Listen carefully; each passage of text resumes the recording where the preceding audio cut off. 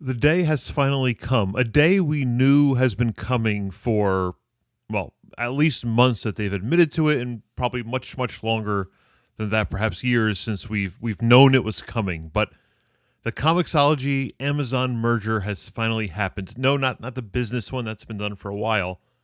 This is the application and storefront experience.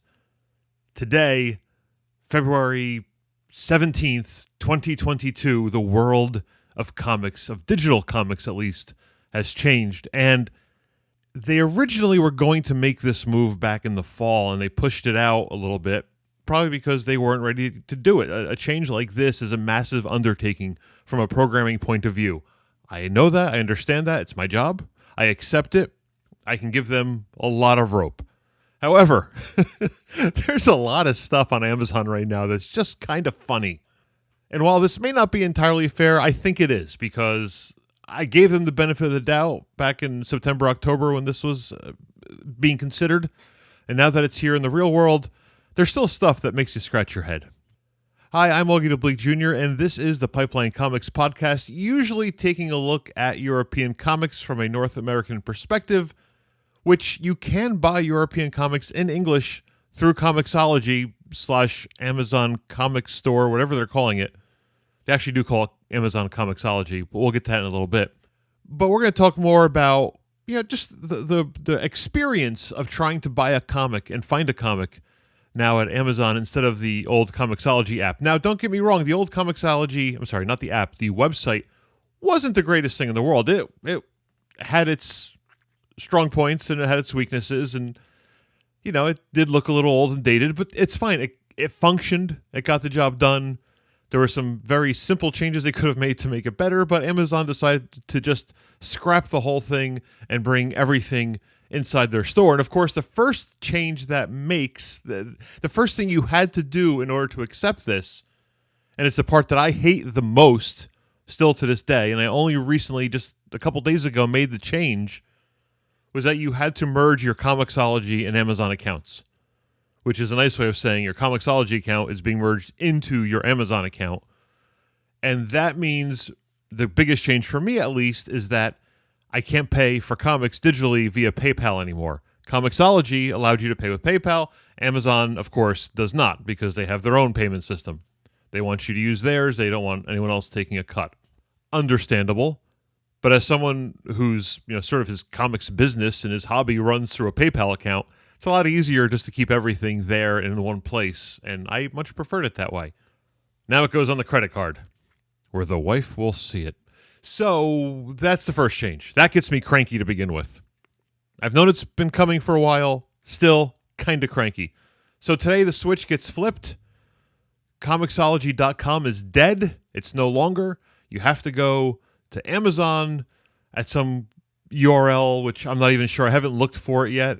Is it like comics.amazon.com? I kind of doubt it. No, there is no comics.amazon.com, and there is no comixology.amazon.com. You can, however, go to video.amazon.com, and I think kindle.amazon.com works. But Comixology doesn't deserve the subdomain, I guess. Okay, that's good to know. So how do you find comics on Amazon? I honestly don't know, besides typing Comixology.com and it automatically redirects you there.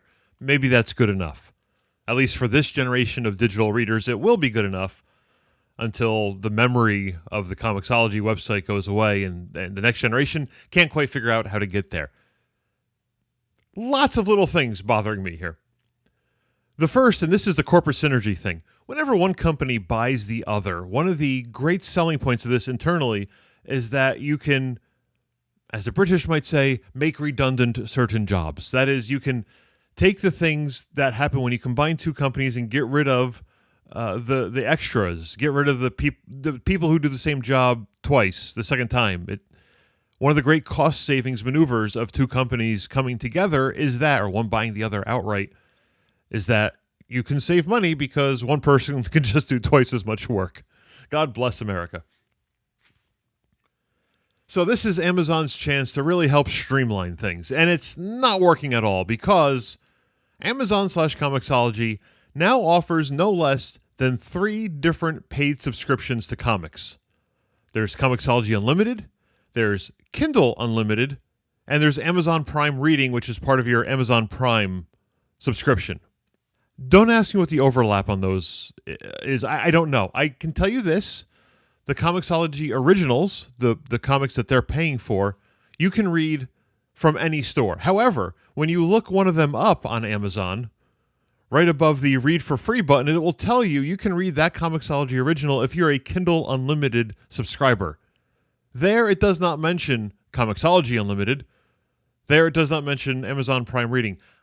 I would guess at this point that Comixology Unlimited will have a short lifespan at this point, that maybe they'll be merging that into Kindle Unlimited.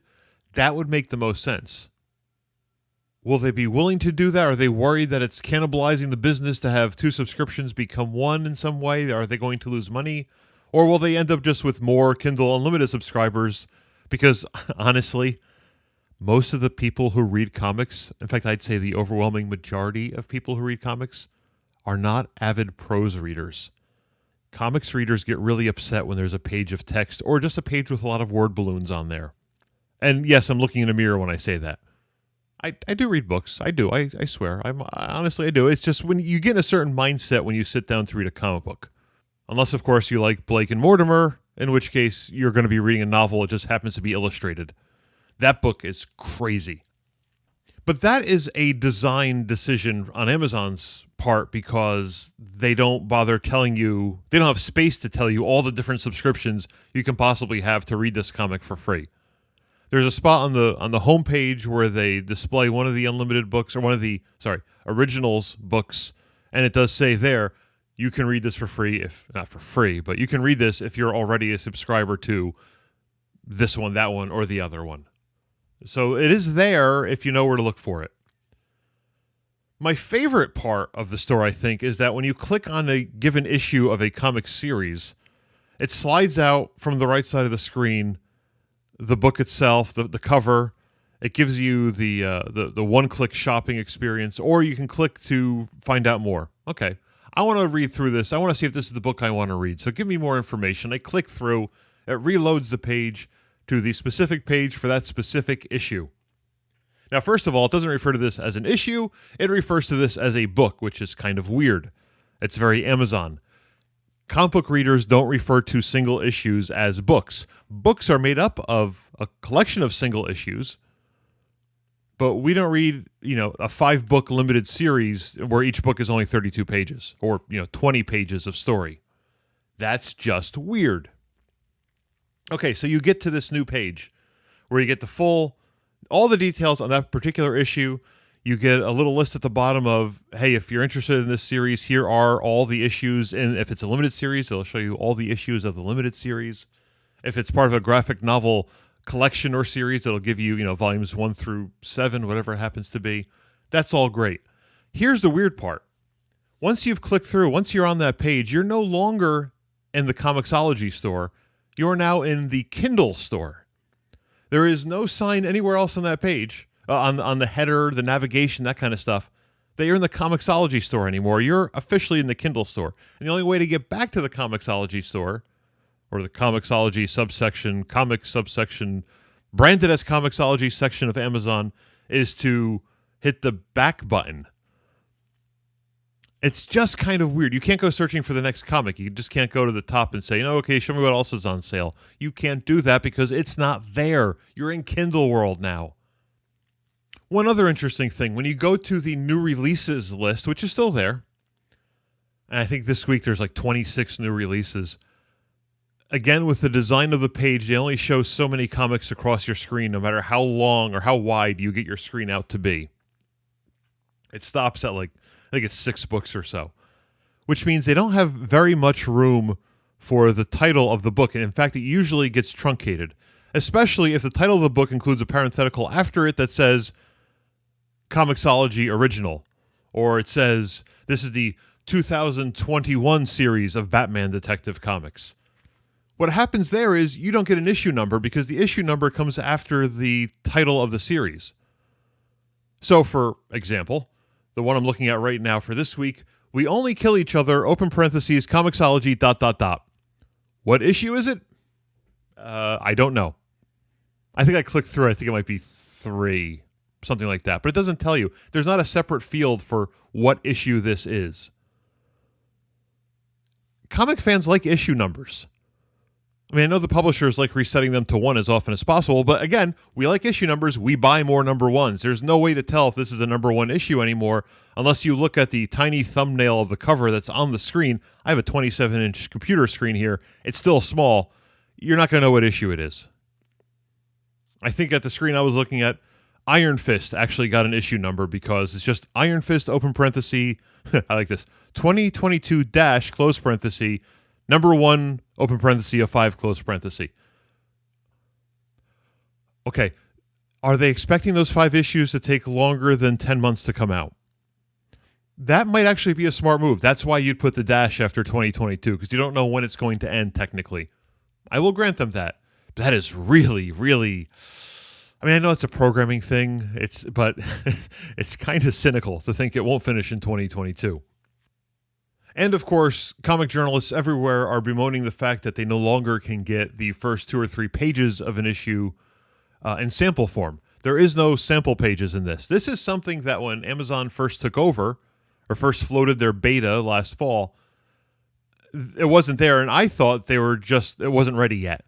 Maybe that was part of the reason why the whole store had been delayed. That those preview pages were coming. Amazon does offer previews on books, but the preview pages for the single issues aren't there yet, and they're still not there. That's a bit of a problem. It's especially a bit of a problem for comics websites, journalists, etc., who like to grab screenshots of those. By the way, just for the record, Comixology.com, the original web store, did this really awful thing where you'd click on the thumbnail and it would grow to be a slightly bigger thumbnail. It was a modal. You didn't come up to full size or full screen, so you could barely read it. It was never good. It never gave you a good look at the book. It's the very first thing I would have ever fixed about the Comixology web store if anyone put me in charge. One other thing about Amazon.com is now every digital comic is listed as being the Kindle edition of the book. I'll use Amazon terminology here. Whether it's an issue or a graphic novel or a trade paperback collection, the book is a Kindle edition. Comixology is now nothing but a vanity label that's in the upper left corner on a couple of different pages and the name of their originals, so that's what you're getting. And it's kind of weird, but so be it.